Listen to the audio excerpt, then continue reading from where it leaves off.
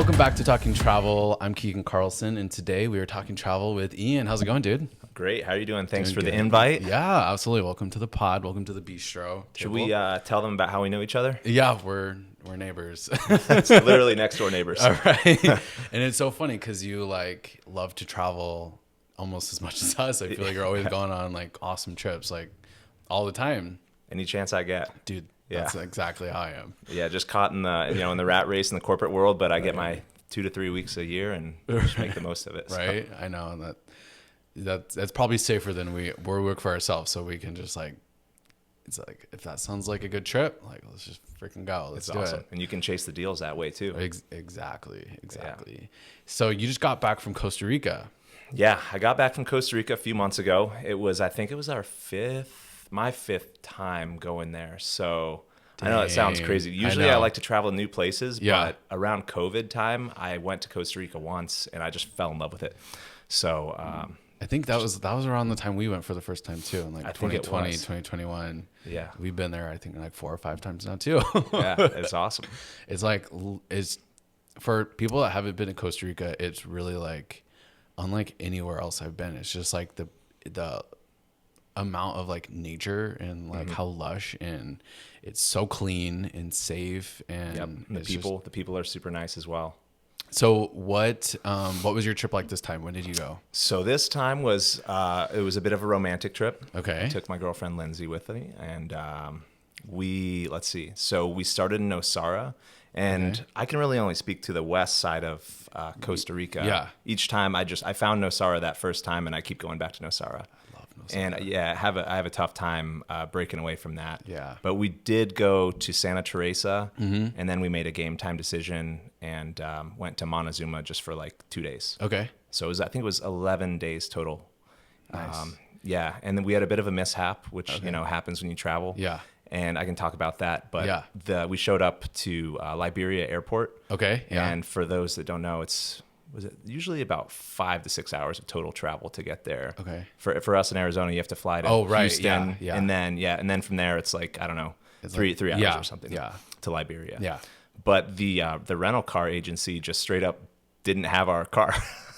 Like we had a reservation and they just didn't have it. Yeah, I mean they apologized. They're like, yeah, it's not matching up and we're out of cars. And I was like, okay, well, do we have like a solution? How are we going to do? Because, Nosara is like 2 hours from here at least. Right. And I have a huge itinerary over the next 11 days.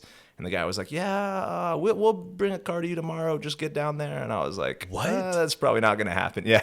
No way. Yeah. So I don't want to put that rental car company on blast, but it's been the only time that's happened. But yeah, so we just scrambled. We got a taxi. Yeah. And it was like, I think, $180 to get from the airport down there. And once you're in Nosara, it's not like you need a car, really. So they have little tuk-tuks everywhere. Right, yeah. Yeah, so. Oh, my God. That happened kind of threw the trip off a little bit at first. And it was your girlfriend's first time in Costa Rica, right? It was actually her second time. Oh, it was her second time? It was her second time, okay. Yeah. We went the prior year, but we got sopped in on like a big storm. Oh. So she was a little disappointed. So she likes the sun. So she wanted to go back. Yeah. So where else have you been on your like previous trips? Mostly you said like the Eastern Peninsula kind of side, like Nosara and like the Western side. Or the Western side. Yeah. Sorry. It starts with a G. I know. I know. Guanacaste Coast. Guanacaste. Yeah. The Guanacaste region. Pretty much. Yeah. Relegated to that. And then I've also been to Monteverde and Arnal. Okay. Yeah. And that's the thing, like you said, there's just so much. Right. Like you can have totally different trips each time. Yeah, completely different trips. Yeah, and you guys go down to Uvita? Yes. Yeah, that's actually where we got married in Uvita, which is like is a far drive from Liberia to go down there. Because one trip we flew into Liberia, went to Nosara, Santa Teresa, and then all the way down to Uvita, and then we drove all the way back to Liberia to fly out because we had like a round trip from Liberia. And for those of you that don't know, Liberia is like a 4-gate, super small almost like regional airport. There's only 2 airports in Costa Rica. Have you flown out of San Jose or flown in San Jose? Yeah, I've done it a couple times. Yeah. It's like a bigger city. Liberia is nice because you're in and out in 15 minutes. And that's what I tell everyone. Chill. Yeah. I'm like, it's just so easy. And then you're like 30 minutes from the beach, if you want to like hit the beach right away. You don't have to. Uvita has a pretty good surf culture, doesn't it? It's like they do. The big left wave or something. Yeah. They have it's a huge surfing area. And Costa Rica has like some of the best surfing in the world. Yeah. I wore my little surfboard shirt. That's like water, right? I think these are fish scales. I don't know. Oh yeah, they are. Yeah. Kind of Did you surf at all? Because I know Santa Teresa has like, they're also known for, I think Nosara too, right? So Nosara, what I've been told, is the most consistent warm water break in the world. Whoa. Yeah, and that was sold to me by the guy who's a real estate agent down there who's just probably trying to sell properties. But no, I mean, I've been to Nosara, like I said, 4, maybe 5 times. And each time the waves have been pretty consistently decent. Yeah. There was one day that I still picture in my mind where the sun was setting and they were just super clean. I'm not like a good surfer or anything. I'm like very novice. Right, yeah. But they were just killer, like 4-foot rollers. And pretty much every morning you're guaranteed to have like decent surf, especially if you're a beginner. Yeah. And then Santa Teresa I'd say it's more advanced. I think they say the waves are a little more steep. Okay. So I'm not really a shortboarder, and it's definitely more for like shortboards. More skilled people. Yeah. Otherwise you're going to get tossed. Yeah. I know, but it's fun. I mean, even if you're not a good surfer, like we're not good surfers, but we always run a board for like an afternoon or the sunset, a couple hours, and just like being on the water and playing around. I mean, it's like great waves, even for beginners and everything. Totally. Where did you guys stay this time for the trip? Was it like boutique hotels, Airbnbs? Yeah, so Nosara, we stayed at an Airbnb this time. Okay. And I've done a little mix of both. Yeah. I've gone to like hostels. Okay. 2 years ago when we went, we stayed at a pretty cool hotel. We'll talk about that later, I think. Sure, when you asked for points of interest. Yeah. But yeah, we did a mix. So we stayed in an Airbnb in Nosara this time. Great guy named Jim. He just like expatted and retired down there. Just like hangs out all day and cleans the property and like rents to people. Yeah. Which is pretty cool. And then we went to Santa Teresa. That was a boutique hotel. And then when we went to Montezuma, that was a really cool boutique hotel. Nice. So yeah, one of the things that kind of accidentally happened was when we didn't get the rental car, it kind of forced our plans to change a little bit. Right, yeah. And so we ended up renting like a quad. Oh, and that's fun. Yeah, so it kind of forced a little more adventure into the trip. Yeah. And so when we went to Santa Teresa, we were a little bit disappointed with the town. And honestly, I think it was just because it was New Year's night. So it was just, there's so many people. The traffic was crazy. And it was just like, I don't know if you've been to Santa Teresa, but there's one road. Yeah, literally, one road. It was just like exhaust, and we just weren't thriving. I think it was just because it was New Year's night. Right, yeah. So we were like, let's get out of here and go a little more off track. Yeah. So we rented a quad and then ended up driving like this back jungle road over to Montezuma. Yeah. And I can share that back road with you too. For sure, yeah. Cool. That's so cool. Did you like being there? Like, did you specifically like plan to go there for New Year's to like celebrate the New Year and like everything? Yeah, we were just looking at deals and like we were thinking about going up to Banff and then we were looking all over the place, and Costa Rica just happened to be like one of the best deals. Yeah. And also it's the right time of the year. Yeah, it's like the best time. Yeah, because I'm not sure when the rainy season starts, but it ends in like mid-November. Right. And that's what happened last time we went. We got sopped in on a huge storm, and the whole trip, it was just storming. Yeah. And we went about 2 weeks before the dry season started. Oh, nice. So yeah, shout out to the people. You got to go during the dry season. Right. Yeah. I know. And the crazy thing is we had our wedding in the rainy season, and we were like obviously a crazy concern that it was just going to storm the whole time. Luckily it didn't rain on our wedding day, but the day before we went to like one of those big waterfalls and it flash flooded. Oh, and, and it just rained and yeah, so it definitely has its pros and cons. Like it's a lot greener during the rainy season, but then like you can't do as much outdoor stuff. But it's a vibe though too. It is a vibe. It just depends what you're looking for. Right. No, yeah. So what are some of the things that you like really like about Costa Rica? Like you've been there a few times. So like what keeps you going back? I've been thinking about this. I think it's just like it's like a sense of freedom there. Like you just kind of, you unplug from, the world that we live in, and you kind of get to go a little more to the natural the natural world. Yeah. So like you said, just the raw nature and the beauty of it all. And I mean, the people, the culture, the food is awesome too. Like, I feel like digestively you go there and you're just like, everything's on point because everything's organic. It's all like farm to table. You don't have to ask for it. It's just, you know, it's all super What about clean. you? What do you like about it? I mean, honestly, it's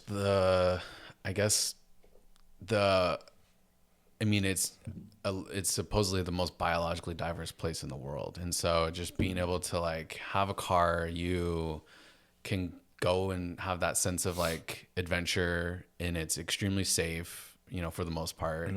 And just the fact that you can see some like incredible wildlife and plants and that are only there, and have literally some of the most, I think the most incredible beaches I've ever been to have been there. Yeah. You know, it's just like, I've never been to a beach where it's like thick, lush jungle right up to the ocean, you know, and it's, I don't know, it's just, and it's relatively affordable. It's not like, it's definitely cheaper than Hawaii. Oh yeah. So much cheaper than Hawaii. At least 50% cheaper. At least half of the cost of like a lot of those other like mainstream tropical destinations. And honestly, and like you can get really good airfare there. Yeah. Honestly, like all the times that we've gone, we've gotten like around like $400 round trip from Phoenix, which is like nothing. That's like it's like what it costs to get to LA. Right, exactly. Or like San Francisco or anything. So that's honestly, that's like why we like to go so much. And I'd say the only like negative, or that like the thing that holds us back from going all the time, is the rental car situation, because they're definitely more expensive there than other places, and they're relatively limited. It's funny, we went for New Year's also one year, and we got literally the last rental car available in Liberia, that whole area, and it was this shitty little like 2-door beater that we got, and the top of the car had so much surfboard wax on it. It just was so beat up, the whole little, and we were like, this has got to be a joke, you know. But no, that was our car. And that's awesome. And it worked out. It worked, but it was so expensive too for the rental car for like the, you know, 4 or 5 days we were there, because it was New Year's, and we didn't realize that's like peak season, and everyone from interior Costa Rica goes to the coast to celebrate. And so, we did not realize it, but we got really cheap airfare. We had a cheap hotel. And they have like pretty good transportation situations. If you're really on a budget, you can take the buses. Like the locals always take the buses. Right. And they're fine at, you know, I think it's like, I don't know, $10 or something to get like 4 hours away. It's just obviously not as quick or as comfortable. So there are options, and then you can charter like private van services that are usually like a couple $100. So honestly, if you're hunkering down in like one city for more than 2 or 3 days, it's just as cost effective to like let someone else worry about driving, and then once you're there, you can get around. Have you done that? Have you gotten, obviously you got a taxi this last time, but did you did you end up getting a rental car, or did you never get one? No, we didn't. I've done both, and it worked out, and like cost wise, it was the same at the end of the day. Yeah. But so this time we just got to Nosara, and then once you're in Nosara, there's tuk-tuks everywhere. Right. So if you have a WhatsApp account, you just like get a few tuk-tuk numbers, and they'll take care of you. Not that you can't walk anywhere; it's about a 30-minute walk anywhere. Yeah. Sometimes it's nice to. But so they never dropped off a car. No, and I knew that wasn't going to happen. Right. And then they actually didn't want to pay me, or sorry, they didn't want to refund me for. So I threw a fit with Chase, and I was like, "This is a racket. Like, you can't not give me a car and not give me a refund." Right. So, but it worked out. I mean, tranquilo, you know, pura vida. Pura vida, You got to just roll with it, and it's cool. And so then you just got another taxi from Nosara to Santa Teresa? Yes. I believe we just hired like a van service. It was like a shared van. Yeah. So probably it was like $100 a passenger for about a 4-hour trip. Yeah. And then once we were in Santa Teresa, we rented the quad. And that's how you got to Montezuma.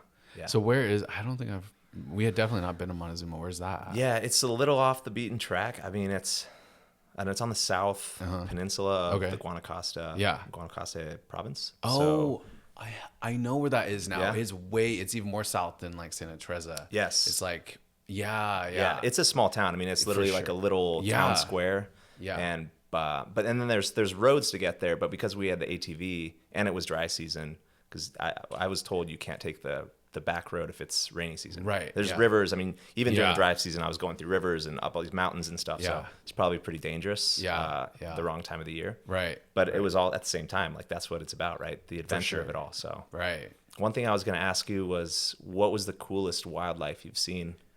Oh, well, we freaking, the tapir, the tapir. It's this, the first couple times we'd always see these, like, you see it in all the like marketing stuff or like wood carvings on the side of the road. It's like it's the largest terrestrial land mammal in Costa Rica. And it's like, it looks like almost like a baby elephant kind of, but without the big ears. It's like the skin of a rhino, the face of a horse, and then the trunk of an elephant. Is it anteater? No, it's called. I've never seen this. It's a here. I'll show you a picture. Yeah. It's called a tapir.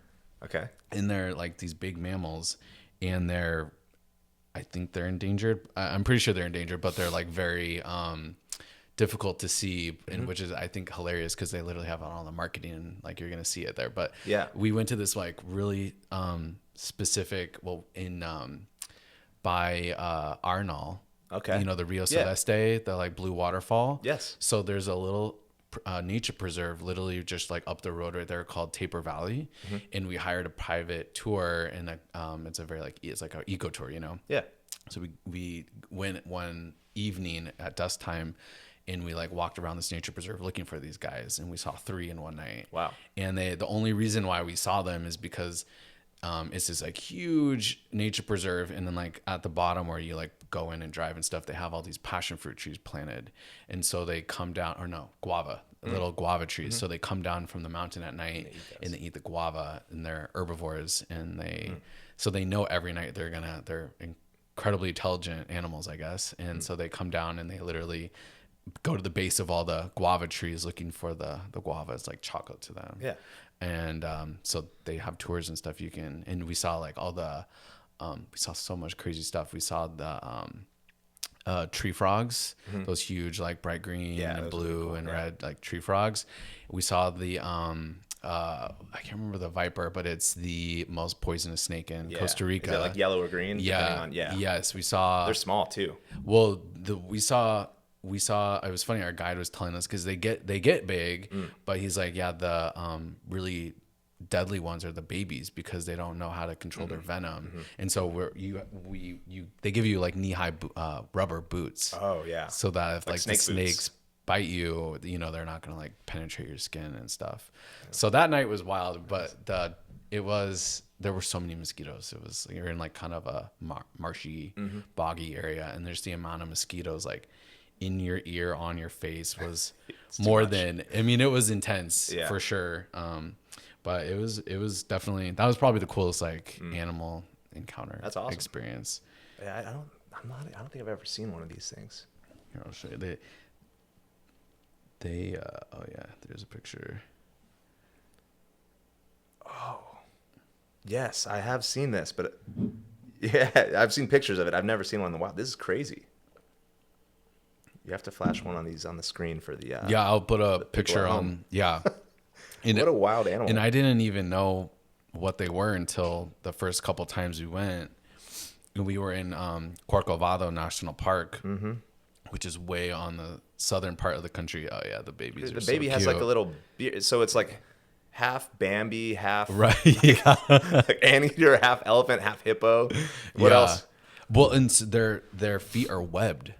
And they're silent, so like they're like webbed. So when they pick their little paws up, they like close, and then when they step down, they like spread them out so they can walk on like the marshy areas, and they're like incredibly silent. So to help with predators and stuff. So we saw one. And they had like one other guy that was like walkie-talking our guide, who's like, oh, there's one over here. So we kind of saw it, and it started heading down this little mountain, and we were like, oh, well, we'll go around to the bottom and like, intersect it. And it just disappeared. Wow. We like could not find it. And he's like, oh yeah, if we can't see it, we'll never hear it because they're like dead silent. And then they go under, like submerge themselves and stick their little trunk up to breathe. So they'll like go and so they just like amphibious little trunks. That's crazy. Yeah, and they used the little trunks to like pick up the guavas and put them in their mouth just like an elephant. It's a freaking weird, but they're related to the rhino family. They're closest related to horses and rhinos. Yeah, it looks like kind of part rhino. Yeah. That's cool. I don't know. It was weird. But that's kind of hidden gem. It's right by the Rio Celeste area. And we actually had an Airbnb on a pineapple plantation. And so it was just this A-frame in the middle of a pineapple farm, and it had private access to that like super blue water. And we had like, there was sloths in the trees, this like pregnant sloth in the tree that the host, I guess the host's wife or whatever, we were like, hey, how do you get to the river? We saw it on the Airbnb listing, and she's like, spoke zero English, but she was like, follow me, kind of thing. And so we follow her, and then her kids are like, pulling our sleeve up over to this thing and like pointing at the tree. And we're like, holy shit, there's a sloth right there. And so then every morning we would go and try to like see the sloth. And nice. Just, they don't go too far, right? They're just. I guess it did, because the last night it was gone. Yeah. Yeah, and they're like, oh, it really likes this tree because they eat the ants or whatever. Yeah, there's like the sloth tree. Yeah, so it was in one of those, and then the last night we were there, or the last day we went to go look for it, and it was like completely gone. So, and it was like in the middle of the field. There was nothing near it, so that little sloth had to climb down the tree, crawl on the ground. Who knows where? But it's rare when they crawl. I think they only come down like once every 2 weeks. Yeah. From what I was told, anyways, I did a sloth tour. Yeah. Because they use the restroom down. Yeah. They like dig a little hole, take a dump, and then they go back up. So they're only down on the ground like very infrequently. Yeah. And I guess that's a defense mechanism, because if they, do their business from the tree, it hits the ground, explodes. Oh, and they said, so predators like they know if they smell it, it creates a big scent, and they look up and they can go get them. Because they like ball up. They're pretty tough to see most times. We would never guessed it was there. Yeah. That if they didn't show us. And they kind of look like a termite mound. They're just kind of like balled up. Right. Yeah. I think that's why, because those termite mounds are huge. There's like these massive black balls in the trees that are these like termite mounds. Yeah. So, and I always think, and what do you think? Do you think for people that are planning to go to Costa Rica, would you recommend like Airbnbs, boutique hotels, or like what do you typically have enjoyed more? Or like what's your take on it? Yeah, no, that's tough, because they have some really, really cool boutique hotels. Right. And they have some really cool Airbnbs. So yeah. I mean, I think you have to just decide, first of all, if you're going to Costa Rica, what kind of trip you want. Yeah. Because you can really, like you've done, go off grid. You can get an Airbnb in the mountains and chill for like a week. Right. And just do nature and chill. And then you can be adventurous and you can do things all the time. Or if you go to the beaches, you can surf and make that kind of. So I don't know. For me, throughout the trips I kind of had different motivation. Yeah. But I think a mix is good. Yeah. So that's what I would say. I agree with that 100%. Because you can't be in adventure mode all the time. No. You want to mix it up. Yeah, and there's some like incredibly cool boutique hotels. I think we stayed one in Nosara, and it was like the cutest thing, and it's right by the beach, and you could definitely spend some serious money at some of them. And there's definitely, I'd say now more than ever, there's definitely more like a luxury option. So if you're into like luxury travel, Costa Rica is not all just like tents and like roughing it everywhere. You could definitely have that like elevated boutique experience if you really want. Yeah, and the roads this time, so each year I've gone, the roads have gotten better. Oh yeah, So that is worth considering. And of course, people in Nosara don't necessarily like that, because they want to keep Nosara. Right. And here we are talking about it on a podcast, but I know. It used to be like the best kept secret in the world. Right. Like my buddy had property there in the 80s, and it's not the same town. I mean, every time you go back, it's developing, but and the prices have gone up too. Yeah. It's kind of what you get, but. Was there a road all the way to Santa Teresa, or there is like, or a paved road? Like, I think it's like 80% paved now. Okay. Yeah, it used to be like you could spend 2 hours trying to go 10 miles. Yes. And now it's a lot better. Because I think the last time we were there was 2 years ago, and it was maybe like 35% paved. They got a lot done in the last year. Dang, I remember everyone's like, where they were saying once that road's paved, the prices is just going to go up like crazy, because all these like Tulum company hotels are like moving in there, and it's like the next big Tulum kind of thing. Hope not. I know. So what are some things that you don't like about Costa Rica, or that are like more challenging, or like people might not realize? Yeah, I guess that's a great question. I think it like you do kind of have to remember. I don't know if it's considered a third world country, second world, but like it can be a little seedy at times. No disrespect, but like the trash, like there is a lot of just trash sometimes that can be around. It depends on the city. Yeah. Like Nosara is very much clean, and that's kind of like the ethos of Nosara, and they're like an eco destination. So there's no buildings on the beach or anything, but there's other cities and towns there that have kind of trash problems. I haven't had problems with food too much. Lindsay got food poisoning this last time. Damn. We don't know where, but she was like really sick. But no, I mean, the people are awesome. I think you just do have to, if you're not familiar with traveling, like, it may be a little less developed than you're used to. Yeah. So, and of course, when you go on Instagram or something, or we show people these locations, you're always seeing the best.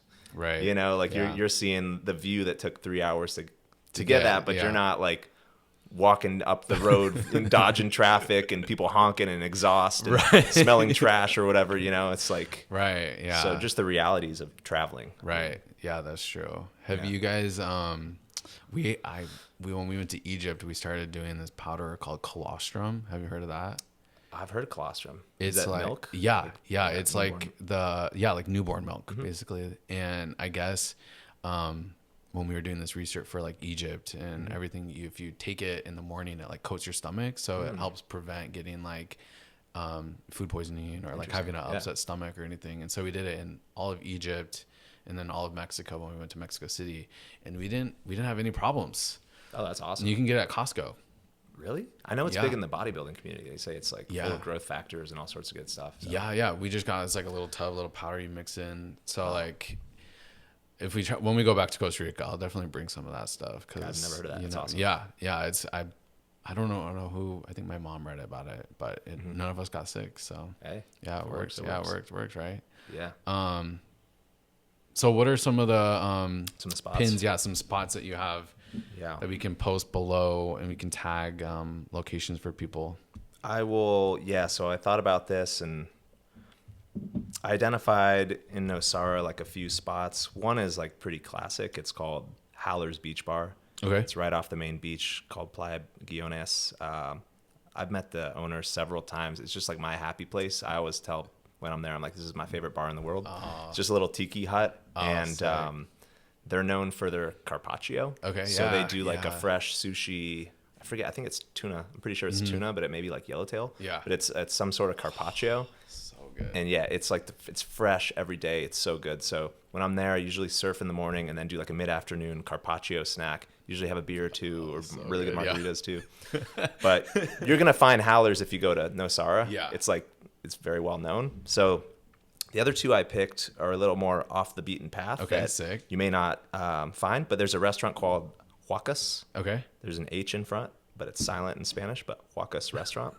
And that one I think is cool because you can take a tuk-tuk there. It's about a 10-minute tuk-tuk ride, but you go up the mountain and it overlooks like the entire peninsula. And so for sunset, if you can time it, and you do need reservations for this, but you want to get there like 30 or 40 minutes before the sun sets, and they have like this little drop-off view where you can see the ocean, the jungle, wildlife comes in there, and the food is incredible. Is it at a hotel? Is it like part of like a hotel? I think it is. Dude, I think we ate there. Yeah. I think we did like a tasting menu with it's like a very chef driven kind of. Yeah. Dude, I think we ate there, and we were kind of like kicking ourselves because we went after the sunset.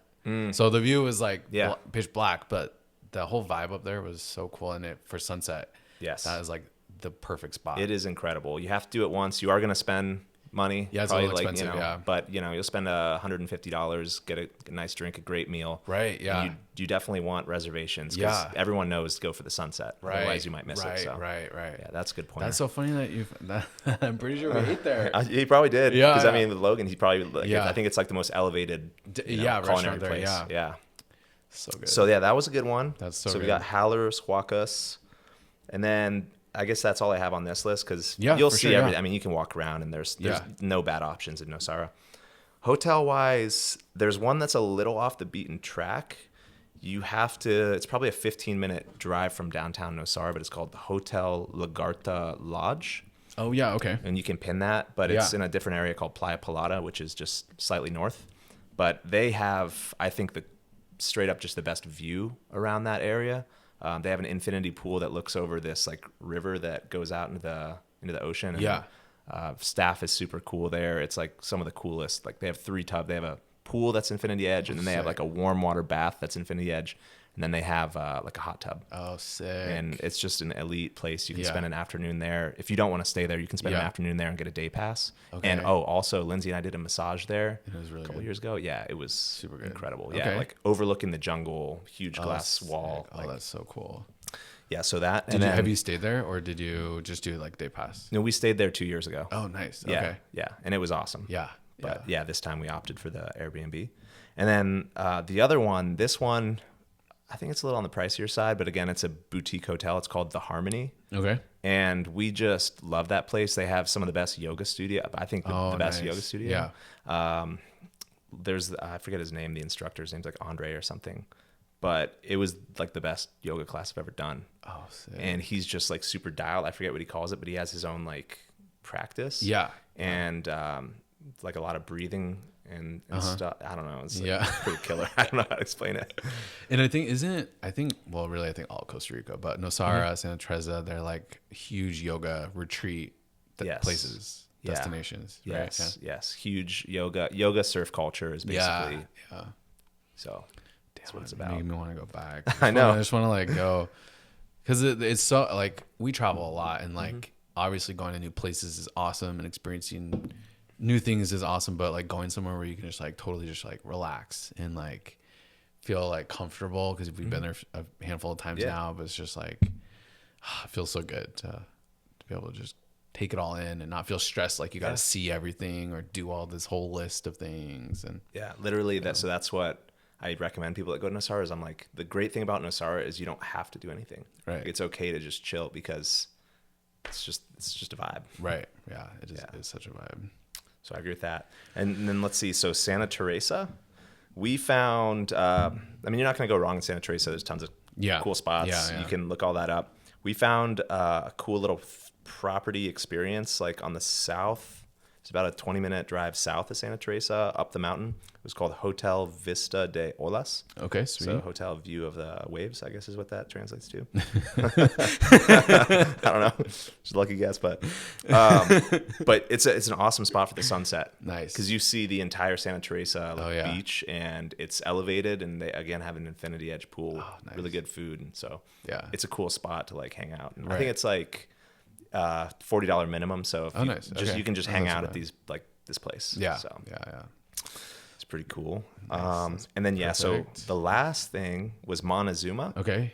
And again, that's a smaller town, but we found a really cool spot there called Hotel Naya. Hotel Naya. Okay. And like we could have just stayed there the whole time. Yeah, like a week at least there. It was just such a cool spot. And at nighttime, the monkeys come out by the pool. And so you just chill by the pool, and the monkeys are like swinging through the trees, and it was pretty cool. That's so epic.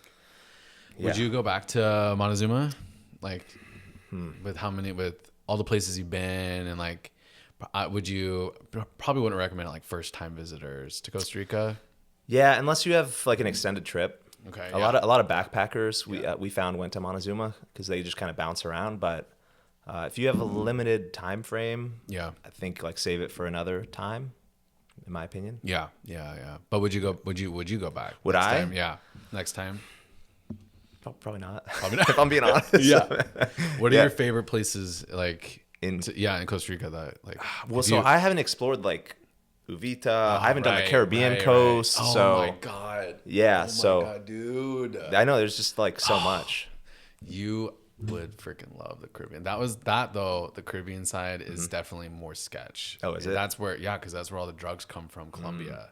Or not Colombia, from Panama, right over there. And like, that's where you start seeing all the properties have the electric fences around them. Yeah. You see these like signs on the road that's literally like a plane with like cargo being dropped from it with a big X through it. Like, don't pick up the cargo? Like, yes. We saw tons of police officers on motorbikes, like waiting on the side of the road in like the sugarcane plants and stuff. Like just waiting to see if like people are picking up boxes or, you know.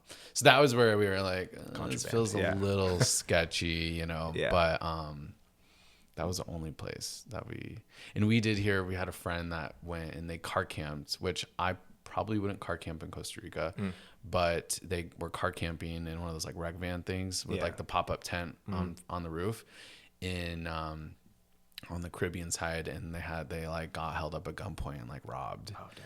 Yeah. And like it was that does happen though. Scary. Yeah. I mean you do have to have your wits about you. For sure. Yeah. For sure. We've never had any problems, but we also like we haven't car camped. We haven't. We're at the hotel. Yeah, you're not off for happy hour. Yeah. Right. Yeah. I mean, we do go off the beaten path, but like Uvita is a little bit more off the beaten path. But I really don't think there's like safety problems so much. So it's more nature off the beaten path. Yeah. Nice. Do you have any other funny stories or anything from your trip or last trip or anything? So I was thinking about this. I don't know if it's funny, but I think it's a cool story. You can cut this if it's it's stupid. So it's kind of a crazy story. Okay. A bit long-winded maybe, but so it wasn't this last trip, but it was like actually the first time. I think this is why I have such a special connection to Nosara. Okay. So I think it was 2020, maybe 21. I can't remember, but it was during like COVID times. Yeah. It was like when everything was kind of weird. Okay. It would have been 2021 actually. Okay. Yeah. And they have all these people, selling bracelets or whatever, little trinkets around. And I had gone to Nosara by myself. My cousin was getting married in Jaco like later in the week or whatever. So I had like 5 days in Nosara by myself. So for me, it was kind of like a I don't know, healing trip or whatever. I just got out of a breakup and I was just like, hell yeah, solo traveling to Nosara. Right. I was kind of like doing it all, like ecstatic dancing events and, surfing, whatever, yoga. Yeah. I was just like going all in on the Costa Rica Pura Vida. You know what I mean? Like just disconnected. So it was pretty cool. Finding yourself. Yeah. Yeah. And I leaned into it and I bought these like 2 bracelets. Okay. Like they were like a crystal bracelet. Okay. Have I told you this story? No. Oh, okay. I'm surprised I haven't. I was pretty stoked when when this first happened. So yeah, just like randomly was like I went all in, you know what I mean? Like all my buddies are like, oh, Costa Rican hutch. I'm like sending them Snapchats and I'm just like meditating or something. So like randomly I bought these things and I didn't think anything of it. It was just like some cool gear that I was wearing because I was like leaning into the experience. So like one of the nights I was sleeping, I had the most like intense dream of my life. Okay. I'm telling you, it was like, it was visceral. It was ethereal. Like I felt this dream. It felt less like a dream and more like a profound experience that I was living. Yeah. Have you ever had that in a dream where like you wake up and you have like a heavy feeling? Like it's within you. Right. Yeah. So, I'll tell you about the dream. Okay. So basically I was just like a caveman. I was just like a caveman with my little caveman family. And I had been to Arenal. Actually, I was in Arenal before this. Okay. But I was with my little caveman family and like we were just like, I had like a walking stick and I was going down like a muddy hill and there was like muddy rivers or whatever. And in like my background, there was this giant volcano. Okay. Just giant like Arenal type of volcano thing. Right. And I was just cruising with my little family. And then all of a sudden, the volcano just starts exploding. Like massive super volcano explosion, ash covering everything. And basically like in my dream, as this was happening, I just like grabbed my little family and I just formed like a little meditative cross-legged stance. And I just, I like didn't fight it. I wasn't scared. Like there was no fear. Yeah. I was more just like accepting it. And then as soon as I got covered in like magma and ash or whatever, I woke up from the dream. Oh my God. Yeah. And I didn't think anything of this except the fact that when I woke up, I was like, all right, that was the most intense, real like thing I've ever had in a dream in my life. And I just kind of went about my day and I didn't think about it. Like the next day, I was walking back to the beach and I saw the guy that I bought the bracelet from. And I asked him, bracelet's cursed. Well, no. I asked him, I was like, dude, how's this made, by the way? And he's like, I forget the name of the crystal, but this particular type of crystal is made by magma interacting with moss, because it was like it was like clear with like moss still entrapped in it. So the crystal had like, I don't know how many billions of years old the moss was, but it's trapped. I should have brought it here in the crystal. Yeah, in the crystal. Yeah. And so I was like, okay, that's kind of crazy, because I just like had a dream that I got covered in magma, and I was like, did I receive some ancient memory from this crystal? Oh, and I know it sounds kind of woo-woo. Right, it's really freaking, it's like, woo-woo, but like, but I mean, the coincidence, that's like, that's weird. It's crazy. That's wild. Yeah. Oh my God. You've not told me that story. That's wild. Costa Rica's magic, man. Yeah, it's magical. Damn. What if it was? I mean, it could be. I believe in it. I mean, like, to me, it was like a spiritual experience. Right. So I was like, whatever. It happened. God. He's like, oh yeah, we dipped it in LSD before we sold it to you. Exactly. Something happened. Something funny was going on. Damn, that's crazy. And did you get? You said you got 2 bracelets. What's the other one? That's a good question. I don't know. I just got 2, so yeah, I got to throw it back on. Maybe I'll get another. Have some wild dreams. Yeah, that is a good story. Thank you. I know, that's really good. Do you have any cool stories? Not like that. I know, shit. It's not a travel story. It's more of a spiritual story. No, yeah, we haven't had any like crazy spiritual stories like that I can talk about at least. Yeah.